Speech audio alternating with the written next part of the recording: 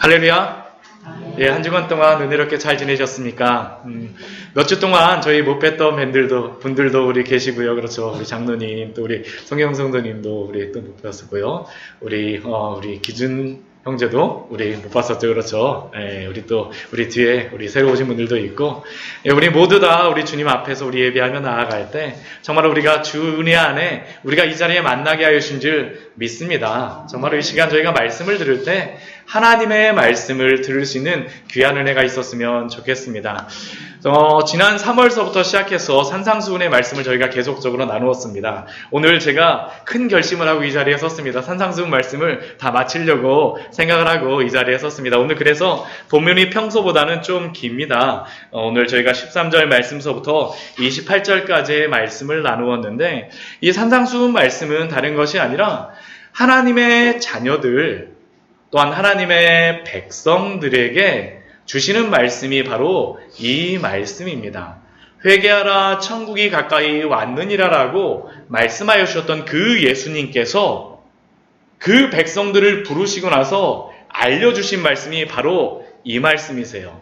너희가 나의 제자라면, 하나님의 백성이라면 이 말씀처럼 살아가야 된다라는 것이 바로 이 산상수훈의 말씀입니다. 이 산상수훈의 말씀이 전하였던 그러한 장소가 이스라엘에 가게 되면 팔복교회라고 있습니다.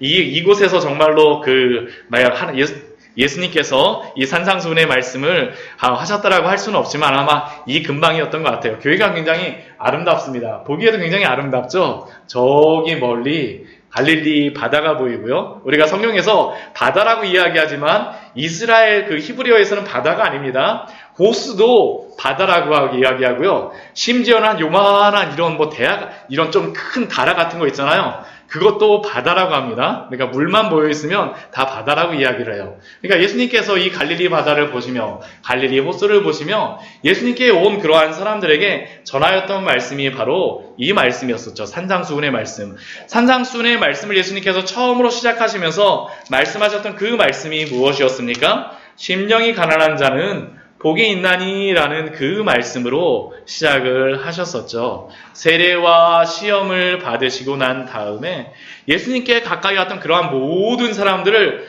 부르시고 나서 심령이 가난한 자는 복이 있나니라고 말씀하시고, 또한 오늘 읽었던 말씀으로 이 산상수훈의 말씀을 다 마무리하십니다.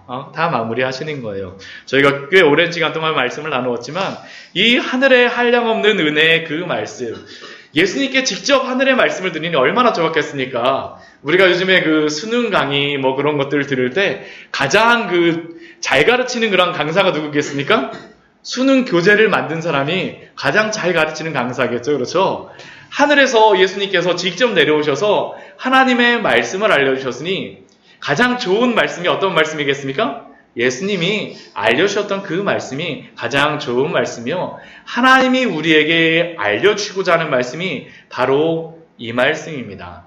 그리고 이 말씀 그대로 가르치셨던 예수님께서는 오늘 말씀을 통하여서 이제 모든 산상수훈의 말씀을 마무리하세요. 근데 가장 마지막에 마무리하면서 우리들도 그렇잖아요. 제가 자녀들하고 같이 이야기하게 되면 공부를 잘해라 이런 이야기하게 되면 공부에 대한 그런 이야기를 잘 하다가 마지막에 제가 이야기하는 것이 무엇이겠습니까? 너가 공부를 잘하려면 뭐가 필요한데 뭘 해야 되는데 하고선 시간을 제대로 잘 계획을 못 세우는 아이에게는 어떻게 하겠습니까? 시간표도 같이 세워주고요. 그렇죠? 이거 해야지. 이 시간엔 이거 하고 아빠가 도와줄 게 뭔데?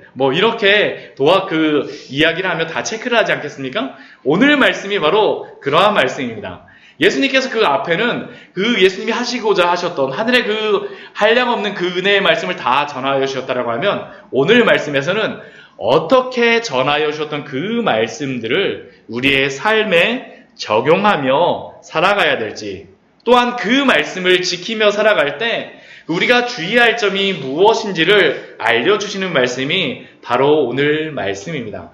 그렇다면 오늘 말씀의 그 핵심의 그러한 말씀은 무엇이겠습니까? 그것은 좁은 문으로 들어가라라는 그러한 말씀입니다. 좁은 문으로 들어가라. 우리 13절, 우리 7장 13절 말씀을 보면 예수님께서 마지막으로 그 앉아있는 사람들에게 마무리하시면서 좁은 문으로 들어가라라고 말씀하세요.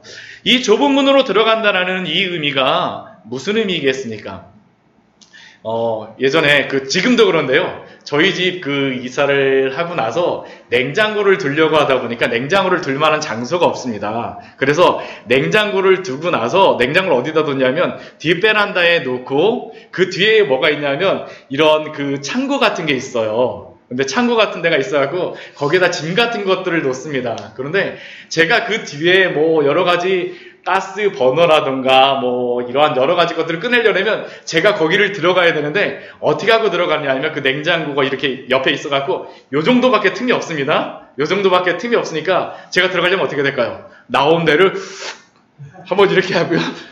이렇게 하고 들어가갖고 이렇게 막 빼냅니다. 이게 바로 좁은 문입니다. 좁은 문.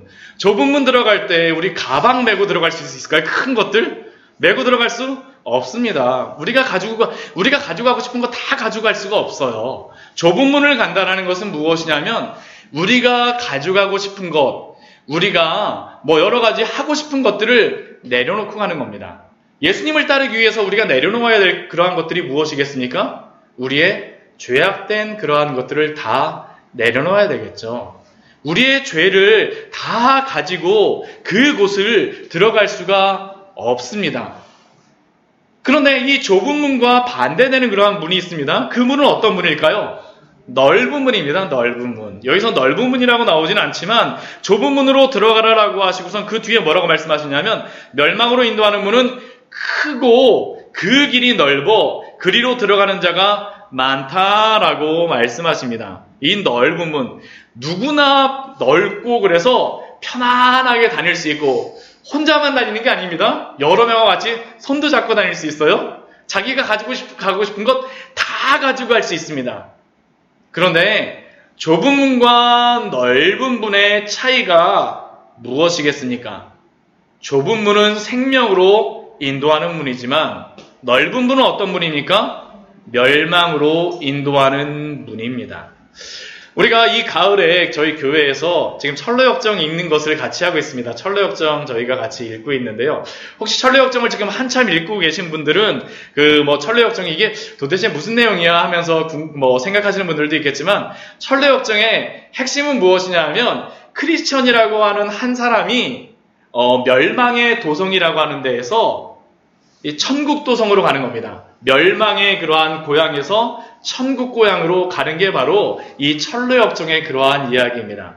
근데 철로역정의 이 이야기에 처음에 보게 되면 이 중간의 내용도 비슷합니다. 처음에 보게 되면 이 크리스천이라고 하는 사람이 멸망의 도성에서 천국길로 가려고 하는 이 크리스천이라고 하는 사람이 막 그 천국길을 가는데 그 뒤에서 막 따라오는 사람이 있습니다. 어떤 사람들이 따라오냐면 고집이라고 불리는 사람하고 그리고 또 우유부단이라고 불리는 그러한 사람이 그를 따라서 막 따라옵니다. 변덕이라고도 불리고 고집이라고도 불리고 우유부단이나 변덕이라고도 불리는데 근데 이 사람들이 막 따라오는데 뭐라고 이야기하냐면 처음에는 그 고집 같은 사람은 크리스천이 막 멸망의 도성에서 이 천국길로 가니까 아니 여보시오 가족을 내버려 두고선 천국도성으로 혼자만 가시오 하면서 가지 말라라고 하고 막 붙잡습니다. 막 붙잡고 왜 당신이 그곳을 가야 되는지 왜 나한테 이야기를 하시고 당신은 그곳을 가는 것은 안 됩니다 하면서 계속 붙잡아요.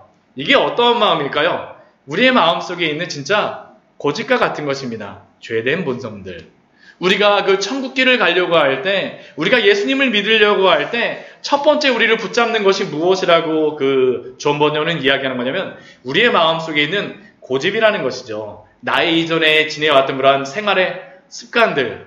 우리 주일날, 우리 주일학교, 저희 교회는 통합 예배를 드리기 때문에, 그렇진 않지만, 우리 주일 어린이들 9시 예배 드리잖아요. 그러면 그 아이들 되게 힘들어 합니다. 왜 힘들어 할까요?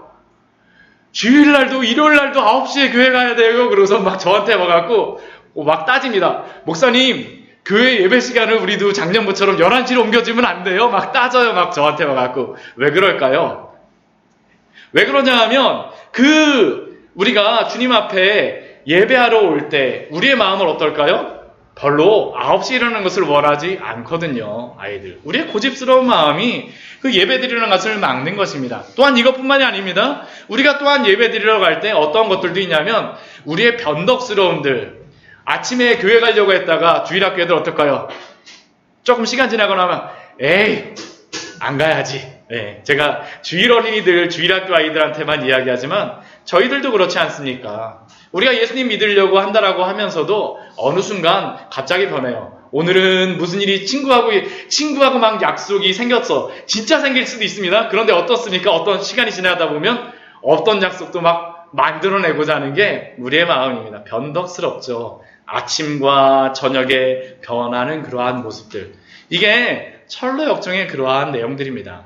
그런데 그러한 변덕스러운 마음과 고집스러운 마음을 가지고 천국길을 갈 수 있을까요? 갈 수가 없습니다. 좁은 문을 통과하고 좁은 길을 간다는 것은 우리의 죄된 마음들과 우리의 죄된 습성들을 다 내려놓는 것입니다. 게으름과 같은 것들, 여러 가지 것들 다 내려놓아야 돼요.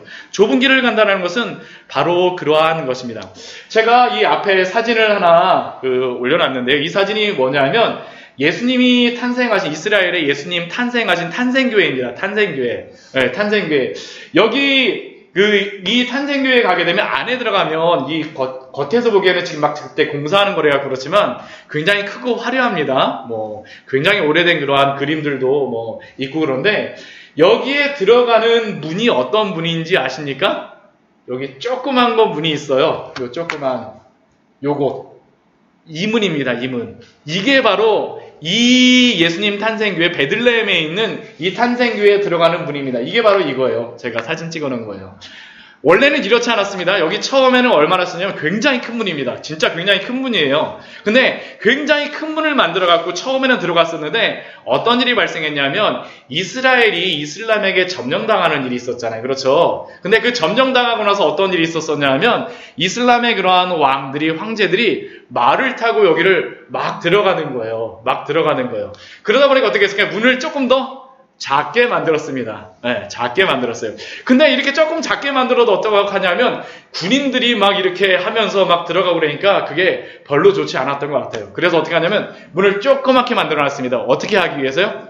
이 문에 들어갈 때에는 예수 그리스도의 탄생, 예수님을 만나러 들어갈 때는 어떻게 하라고요? 고개를 숙이고 들어가라고요. 겸손하게 우리의 죄악된 모습을 다 내려놓으라는 것입니다. 좁은 문으로만 우리가 예수님께 갈 수가 있다라는 것입니다. 우리가 우리가 산상수훈의 말씀들을 보았습니다. 여러분들 산상수훈의 말씀들을 참 오랜 시간 동안 저와 같이 말씀을 나누었었는데 산상수훈의 말씀을 보면서 어떠셨습니까? 이 산상수훈의 말씀을 지키기가 쉽던가요? 쉽지 않습니다. 아까 우리 5장 1절서부터 우리 시작하게 되면 5장 1절에 그러한 우리 5장 3절의 말씀, 첫 번째 예수님이 말씀하셨던 말씀이 뭐냐면 심령이 가난한 자는 복이 있나니 라는 그러한 말씀으로 시작합니다. 이 심령이 가난하다는 의미는 다른 것이 아닙니다. 우리가 죄악됨을 보라는 것입니다. 우리의 죄악됨을 보라는 것. 우리의 죄를 보아야지만 누가 필요한 것을 알게 될까요? 예수님이 필요한 것을 알게 됩니다. 우리의 심령이 가난해져야지만, 그런데 우리가 심령이 가난해지고 싶어 하는가요? 그렇지 않습니다. 그 뒤에 말씀해 보게 되면 애통하는 것들, 우리는 즐겁기를 좋아하세요? 슬플기를 좋아하세요? 즐겁기를 좋아합니다. 우리는 즐겁기를 좋아해요. 근데 이게 예수님 믿는 사람이 항상 눈물을 흘리고 그러는 게 아니고요. 우리의 죄를 보고 심령이 가난해지게 되면 우리의 죄를 보고 죄를 미워하는 생각이 드는 겁니다. 성령님께서 우리의 마음속에 주세요. 그렇게 되면 어떻게 될까요? 죄를 미워하게 됩니다. 죄와 싸우게 돼요. 그러다면 우리가 하나님 앞에서 겸손하게 되죠. 그게 바로 온유함입니다. 온유함이에요. 그러고 나면 우리에게 필요한 것이 무엇이라는 것을 알게 됩니까? 예수 그리스도가 필요하다는 것을 알게 됩니다. 그게 바로 의에 줄이고 목마른 자는 복이 있나니 그들이 배부를 것이며 라고 말씀하세요. 오직 예수 그리스도의 의로만 내가 착한 일을 해서 구원받는 것이 아니라 예수 그리스도를 믿어야지만 구원받는다는 것을 알게 되는 겁니다. 어떻게 해요? 우리가 낮아짐으로 말미암아 우리가 겸손케 됨으로 말미암아. 이게 좁은 문으로 들어가는 것이죠. 이것뿐만이 아닙니다. 이 이후의 말씀을 보게 되면 그 다음에 예수님께서 뭐라고 말씀하시냐면 우리 17절, 18절, 우리 15절, 우리 13절 이후의 말씀을 보게 되면 너희는 소금이라고 말씀하시고 너희는 빛이라고 말씀하세요. 소금과 같이 빛과 같이 이 세상에서 살아가라고 말씀하신 겁니다. 구원받았다라고 끝이 아닙니다. 어떻게 해야 돼요? 소금처럼 빛처럼 살아가야 됩니다. 소금처럼 빛처럼 살아가기 힘들다 그래갖고 미원처럼 살아가시면 안 돼요. 미원처럼. 미원 이렇게 찝찝한 맛. 아니면 빛처럼 살아가는 게 힘들다 그래갖고 형광등 깜빡깜빡하는 것처럼 살아가시면 안 된다라는 겁니다. 예수 그리스도를 믿은 사람은 소금으로 빛으로 이 땅에서 살아가야 되겠죠. 근데 소금으로 빛으로 살아간다는 게 우리 마음대로 살아가는 걸까요? 아닙니다. 어떻게 살아가야 됩니까? 하나님의 말씀을 따라서 살아가야 됩니다. 그 뒤에 그래서 살인하지 말라, 간음하지 말라, 예물을 드리기 전에 오른손이 하는 것을 오른손이 너로 실족하게 하면 뭐라고 말씀하세요? 찍어내버리라고 말씀하세요. 오른눈이 실족하게 하면 어떻게 말씀하세요? 빼버리라고 말씀하세요. 그러니까 우리가 얼마나 하나님의 율법을 지킬 때, 근데 이거는 단순히 그냥 살인하지 말라 그 정도가 아니라 우리의 마음이 어떠느냐라는 그러한 질문입니다. 굉장히 중요한 질문입니다. 이렇게 살아가는 것들 쉽지 않습니다. 그 뒤에 우리 6장에서도 우리 말씀 보았던 것이 무엇입니까? 우리 하나님을 예배할 때 우리 금식에 대하여서 말씀하셨고요. 또한 또 구제에 대하여서도 말씀하셨고요. 기도에 대하여서도 말씀하셨고요. 또 그 다음에 무엇에 대해서 말씀하십니까? 우리가 이 세상과 하나님을 겸하여 섬길 수 없다라고 말씀하세요. 우리는 대부분 무엇을 섬기고 싶습니까? 이 세상을 섬기고 싶어요. 대부분 세상이 무엇입니까? 재물에 관계된 것이죠. 재물에 관계된 것들. 우리의 그러한 좋은 것들, 우리의 즐기고 싶은 것들. 그러나 이러한 것들을 가지고 좁은 문을 갈 수 있을까요? 좁은 문을 갈 수가 없습니다. 예수님이 좁은 문으로 들어가라는 이 의미는 무엇이냐면 다른 것이 아닙니다. 이 앞부분의 산상수훈의 말씀과 같이 예수 그리스도를 믿게 된 성도들은 어떻게 살아가야 되는 겁니까? 산상수훈의 말씀처럼 살아가는 겁니다. 그래서 그 문이 어떤 문입니까? 좁은 문입니다. 그래서 좁아요. 쉽지 않기 때문에. 그래서 좁은 문입니다. 그런데 이 좁은 문을 걸어갈 때, 이 좁은 길을 갈 때 주의해야 될 세 가지의 것들을 그 다음서부터 말씀하십니다. 첫 번째 것이 무엇이냐면 이 좁은 문을 가다가 딴 길로 갈 수 있는 그러한 그 여지가 생기는 게 있는데 그것이 무엇이냐면 거짓 선지자를 따라가게 되면 딴 길로 가게 될 수 있습니다. 그래서 우리 7장 15절 말씀, 우리 같이 한번 읽어보도록 할까요? 7장 15절 말씀입니다. 거짓 선지자들을 삼가라. 양 옷을 입고 너희에게 나가오나 속에는 이리라는 일이라. 이 거짓 선지자를 삼가라고 말씀하십니다. 이 거짓 선지자는 어떤 분으로 인도하는 사람일까요? 넓은 문, 멸망의 문으로 인도하는 사람이 거짓 선지자입니다. 그러니까 이 거짓 선지자를 삼가라고 예수님께서 말씀하시는 이유는 무엇이냐면 이 거짓 선지자가 넓은 문, 멸망의 문으로 인도하기 때문입니다. 그리고 그곳의 끝은 무엇일까요? 사망입니다. 사망. 그런데 이 거짓 선지자에 대해서 우리가 주의해야 될 것이 있습니다. 굉장히 우리가 주의해야 될 것이 있는데 그게 무엇이냐면 거짓 선지자들을 삼가라 했는데 거짓 선지자가 입고 있는 옷이 무엇입니까? 양의 옷이에요. 양의 옷. 네. 양처럼 보인다라는 겁니다. 그러니까 이 겉에다가 양의 옷을 입고서 나와요. 그런데 그 속에는 무엇이 있는 사람입니까? 노략질하는 이리와 같은 사람이라는 것이죠. 네, 사람이라는 것입니다. 이 거짓 선지자들이 우리에게 알려주는 그러한 말씀이 있습니다. 사실 이 거짓 선지자들은 다른 게 아니라 말씀으로 이렇게 가르치죠. 넓은 문과 넓은 길로 다니기에 불편한 것은 그러한 것들을 과감히 포기하라고 말합니다. 불편하게 신앙생활하지 말라라고 이야기합니다. 예수님의 제자로 살아간다라고 하면서 버릴 것이 하나도 없다라고 이야기합니다. 편하게 믿으세요. 편리하게 믿으십시오. 그러나 그 삶이 편리하고 편안한 삶일지 모르지만 그러나 그 길에는 예수 그리스도가 없기 때문에 우리의 마음에는 참된 평안이 없습니다. 산상수훈의 말씀과 정반대의 말을 합니다. 제가 한번 우리 앞에 우리 팔복에 대한 그런 말씀을 반대로 한번 생각을 한번 해볼까요? 심령이 가난할 필요가 없다라고 이야기합니다. 애통할 필요도 없다라고 이야기합니다. 온유할 필요도 없다라고 이야기합니다. 이 시대의 소리가 무엇입니까? 죄에 대해서 두려워할 필요가 없습니다. 이것을 이렇게 이야기하죠. 당신의 자존감을 위해서 다른 사람의 소리를 듣지 마세요. 다른 존재의 소리에 귀를 기울일 필요가 없습니다. 다른 것에 귀를 기울이는 게 아니라 당신의 마음 깊은 곳에 소리를 들어보십시오. 귀를 기울이십시오. 당신을 큰 인물이라고 생각하십시오. 당신은 스스로 모든 것을 다 할 수가 있습니다. 다른 존재에 의지할 필요가 없이 당신은 독립적이어야 합니다. 당신만을 생각하십시오. 당신은 충분히 아름답고 우주에서 가장 존중받을 만한 소중한 존재입니다. 제가 앞부분에서 말씀드렸던 거하고 지금 말씀드린 거하고 어떤 게 더 듣기가 좋으세요?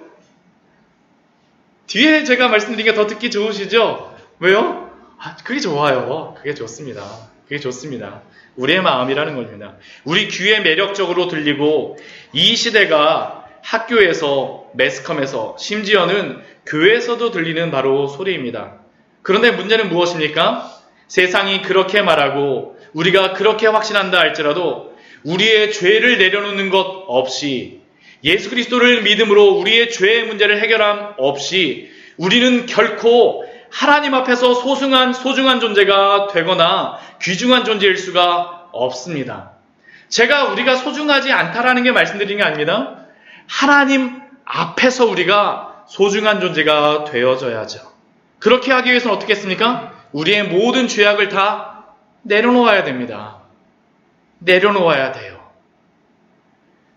예수 그리스도를 믿음으로 가장 먼저 발생하는 현상이 무엇이겠습니까? 제가 계속적으로 반복해서 말씀드리지만 먼저 나의 죄에 대해서 각성하게 됩니다. 내가 죄인이라는 사실을 발견해요. 어제까지는 내가 가장 소중한 사람이었었는데 예수 그리스도를 믿고 변화됨으로 말미암아 내가 얼마나 죄악된 사람인지 무가치한 자인지를 발견합니다. 왜 그럴까요? 하나님을 보았기 때문이에요. 하나님을 보았기 때문에. 하나님의 영광이 너무나도 밝기 때문에 우리의 이만한 점도 얼마나게 보일까요? 이만하게 보입니다. 이만하게 보아요. 그래서 예수 그리스도를 찾을 수밖에 없습니다. 그리고 예수 그리스도를 알게 되면 어떻게 될까요? 거룩하게 살아가는 일들이 발생합니다. 거룩하게 살아가게 되어져요. 그런데 이 거짓 선지자들을 따르는 그러한 사람들은 어떤 특징이 있겠습니까? 오늘 말씀을 보게 되면 그들에게는 좋은 열매가 맺히지 않는다라고 이야기합니다. 우리 16절 말씀 우리 같이 한번 읽어보겠습니다. 우리 7장 16절 말씀입니다. 그들의 열매로 그들을 알지니 가시나무에서 포도를 또는 엉겅퀴에서 무화과를 따겠느냐. 한번 여기 계신 분들 중에 가시나무에서 포도 수확하신 분 계신가요? 가시나무 가져갖고 가시밭에 가져갖고 포도 한번 따갖고 이렇게 한번 드신 분 계세요? 네. 아니면 여러분들 아카시아 엉겅퀴에서 여기 엉겅퀴라고 했으니까 엉겅퀴에서 여러분들 무화과 열매 따신 적 있으신가요? 우리나라에 무화과는 없죠. 사과나무라고 한번 해봅시다. 엉겅퀴가 뭐냐면 막 이만한 가시가 그것도 나온 그러한 풀입니다. 근데 엉겅퀴에 가갖고 사과가 열려 있을까요? 열려 있지 않습니다. 예수님께서 말씀하시는 것은 무엇이냐면 그 열매에 따라서 그 나무에 따라서 좋은 열매도 맺힌다라는 겁니다. 나무에 따라서 열매도 맺힌다라는 것이에요. 나무가 좋아야 된다는 겁니다. 나무가. 그런데 이 거짓 선지자들의 특징이 무엇이겠습니까? 나무도 좋지 않고 열매도 좋지가 않습니다. 그런데 이것은 단순히 거짓 선지자들에게만 이야기하는 것이 아니에요. 우리들도 해당이 됩니다. 우리들도 만약 우리가 이러한 거짓 선지자들의 그러한 소리를 듣고 따라서 살아간다라면 우리도 누구처럼 되는 겁니까? 거짓 선지자와 같은 그러한 모습으로 변하게 되어집니다. 이 세상 속에서 빛과 소금으로 살지 못하고 하나님의 말씀을 따르지 않게 되어지죠. 정말 우리가 이러한 것들에 대해서 굉장히 주의해야 됩니다. 주의해야 됩니다. 또한 우리가 좁은 길을 갈 때 또한 두 번째로 우리가 주의해야 될 그러한 것이 있습니다. 그 두 번째 것은 무엇이냐 하면 나더러 주여 주여 하는 자마다 다 천국에 들어가는 것은 아니라는 것입니다. 이것이 무엇이냐면 좁은 길 좁은 문을 따라간다라고 하는 것은 명목상으로만 그리스도인이라고 해서 좁은 길 좁은 문을 따라가는 것이 아니라는 것입니다. 이렇게 한번 생각을 해보시죠. 우리 이렇게 한번 생각해 보겠습니다. 우리 이 거짓 선지자라고 하는 사람들이, 이 거짓 선지자라고 하는 이 사람들이 어떠한 말씀을 전할까요? 그들이. 무슨 말씀을 전했을까요? 그들이, 거짓 선지자들이. 하나님의 말씀을 전합니다. 하나님의 말씀을 전해요. 그들이 어디에서 전했을까요? 교회에서 전했었습니다. 이게 초대교회에서 있었던 그러한 실제로 일들이고, 그 이야기는 무엇입니까? 단순히 입으로만 내가 주님을 믿는다라고 하는 것만으로는 완벽하지가 않다라는 것입니다. 우리 21절 말씀에서 그렇게 말씀하시죠. 나더러 주여 주여 하는 자마다 주일날 교회만 온다라 그래서 다 천국에 들어가는 것이 아니라 어떤 사람이요? 다만 하늘에 계신 내 아버지의 뜻대로 행하는 자, 순종하는 자, 그 말씀대로 거룩하게 살아가는 사람들, 심지어는 이 나더러 주여 주여 하는 자는 어떠한 사람들도 이야기하냐면 22절 말씀에 보면 더 충격적인 그 말씀을 예수님께서 제가 하는 게 아니라 예수님께서 말씀하세요. 나더러, 예수님더러 주여 주여, 우리가 주의 이름으로 선지자 노릇도 하고 또 뭣도 하죠? 귀신을 쫓아내기도 하고 또 뭐도 합니까? 많은 권능을 행하기도 하는데 예수님께서 23절 말씀에서 뭐라고 말씀하세요? 내가 너희를 도무지 알지 못한다라고 말씀하세요. 알지 못한다. 선지자 노릇도 하고 귀신도 쫓아내고 병도 고치고 많은 권능을 행하였는데도 알지도 못한다라고 말씀하세요. 불법을 행하는 자들아 다 내게서 떠나가라고 말씀하십니다. 실제로 이러한 제자가 있었죠. 누구입니까? 가룟 유다입니다. 가룟 유다. 가룟 유다는 어떻습니까? 예수님이 12명의 제자 중에 가룟 유다는 예수님이 십자가에 못 박히시던 그날 밤까지 예수님과 함께 있었습니다. 그리고 그 가룟 유다는 무엇을 했었냐면 온 이스라엘을 다니면서 하나님의 말씀을 전했어요. 그럴 때 실제로 22절과 같은 이러한 일이 있습니다. 귀신을 쫓아내기도 했고요. 많은 권능도 일어났습니다. 그런데 가룟 유다가 구원받았을까요? 아닙니다.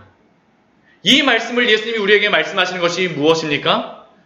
우리가 예수 그리스도를 믿었으면 어떤 길로 가고 있냐라고 지금 질문하시는 겁니다. 우리에게 질문하세요. 저도 여러분들에게 한번 질문 드려보겠습니다. 여러분들은 지금 좁은 문으로 가고 계십니까? 좁은 길로 가고 계십니까? 예수님이 지금 우리에게 질문하세요. 지금 질문하시는 것입니다. 예수님이 우리에게 질문하세요. 우리가 입으로만 고백하는 것이 아니라 무엇을 행했다라는 것이 아니라 정말로 예수님의 이 말씀을 따라서 우리가 순종하며 살아가고 있는지 우리에게 말씀하십니다. 그래서 이 산상수훈의 말씀 우리에게 어떤 말씀일까요? 우리가 정말로 예수님의 길을 따라가는지 우리에게 기준이 되는 말씀입니다. 너무나도 중요하죠. 우리 세 번째로 예수님께서 우리 마지막으로 우리 주시는 좁은 길을 갈 때 세 번째로 우리에게 주시는 그러한 주의가 있습니다. 그 세 번째는 무엇입니까? 예수님을 믿고 따라가는 사람들은 어디에 집을 지으라고요? 우리 24절 말씀 같이 한번 읽어보도록 하겠습니다. 그러므로 누구든지 나의 이 말을 듣고 행하는 자는 그 집을 반석 위에 지은 지혜로운 사람 같으리니. 어디에 집을 지으라고 말씀하십니까? 반석 위에 집을 지으라고 말씀하십니다. 반석 위에. 그 이스라엘 가게 되면요, 정말로 저희 한번 이스라엘 한번 가보고 싶어요, 정말. 그런데 이스라엘 가게 되면 어떤 일이냐면 저희 교회 이름이 무엇인지 아시죠? 광야의 샘교회입니다. 광야의 샘교회인데 광야에서 텐트 치고 자는 그런 경우들이 굉장히 많거든요. 캠핑을 많이 합니다. 이스라엘 사람들도. 근데 캠핑하다가 갑자기 사고를 당하는 경우가 있어요. 어떤 때 사고를 당하냐 하면 광야에는 비가 오지 않습니다. 광야에는 비가 오지 않아요. 그런데 광야에는 비가 오지 않고 쨍쨍한데 갑자기 저기 멀리 위쪽에서 한 몇십 킬로 떨어진 데서 비가 옵니다. 겨울에 비가 와요. 그 비가 오게 되면 어떻게 될까요? 비가 훅 하고 내려옵니다. 거기 나무가 없어요. 광야에는. 그러다 보니까 물이 그냥 굉장히 빠르게 흘러갑니다. 그리고 웬만큼 빠른 게 아니고요. 정말 빠릅니다. 비가 조금만 내려도요. 나무가 없다 보니까 스며들어가는 땅이 아니고 막 흐르는 물이다 보니까 확 흘러갑니다. 그래서 작년 같은 경우에도 어떤 일이 있었었냐 하면요. 군대 가려고 했던 그러한 청년들인데 막 갑자기 버스가 떠내려가고 막 진짜 어려운 일을 당하였던 그런 경우도 있습니다. 이게 바로 광야죠. 이게 바로 모래 위에 집을 짓는 것입니다. 아무데나 집 짓기 편하다라고 집 지으면 어떻게 되겠습니까? 물이 내려오게 되면 어떤 일이 발생합니까? 쓸려 내려가는 것이죠. 평소에는 알지 못합니다. 평소에는 알지 못해요. 평소에는 똑같습니다. 평소에는 오히려 모래가 더욱더 편합니다. 이거 텐트 치기 편하고요. 훨씬 더 편하죠. 근데 비가 오면 어떻게 됩니까? 휩쓸려 가는 것입니다. 오늘 예수님께서 25절 말씀에 그렇게 말씀하십니다. 우리 같이 한번 읽어볼까요? 비가 내리고 창수가 나며 바람이 불어 그 집에 부딪히되 무너지지 아니하나니 이는 주초를 반석 위에 놓은 까닭이요. 여러분들은 예수 그리스도를 믿고 이 산상수훈의 말씀을 오늘 마무리하게 되는데 여러분들이 이 말씀을 산상수훈의 말씀을 여러분들의 삶의 기초로 삼으시겠습니까? 삼으시기 바랍니다. 이 말씀의 기초로 삼고 우리가 순종하며 살아가야지만 어떻게 될까요? 휩쓸려 가지가 않습니다.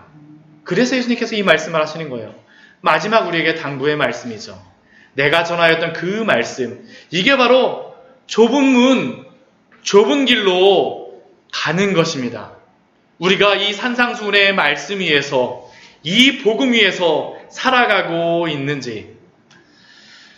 오늘은 저희 광야의 샘교회가 이곳에서 마지막으로 드리는 그러한 예배의 날입니다. 이 예배처소에서 드리는 마지막 예배의 날입니다. 아이고, 예. 잠깐만요.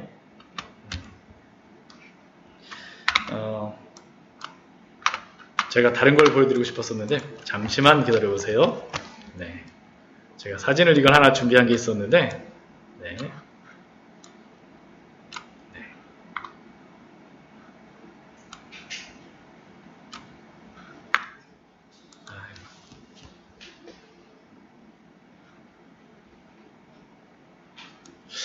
여기 앞에 보이시나요?